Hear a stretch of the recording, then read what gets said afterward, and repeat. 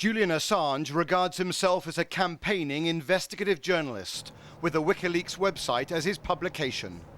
Story behind the biggest leak in intelligence history, profile on me, an editorial. All right. The US government portrays him as a rogue cyber criminal. And top officials couldn't suppress their smiles when news broke that he'd been arrested in London on those unrelated sex charges.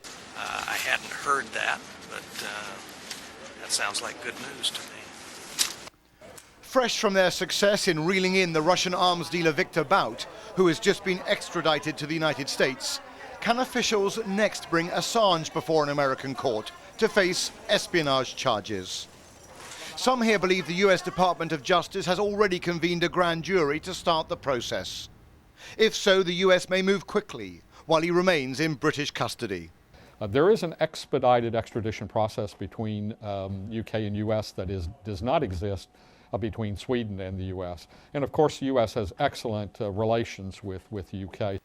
One top espionage lawyer predicts Assange will be extradited, but then told me he believes the Australian may yet win the final courtroom battle. I think he's got a chance, yes.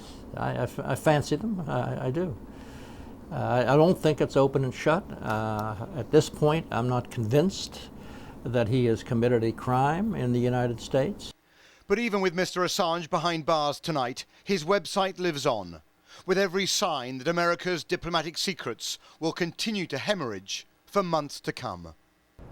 The First Amendment, protecting both freedom of the press and freedom of speech, is carved in stone here in Washington.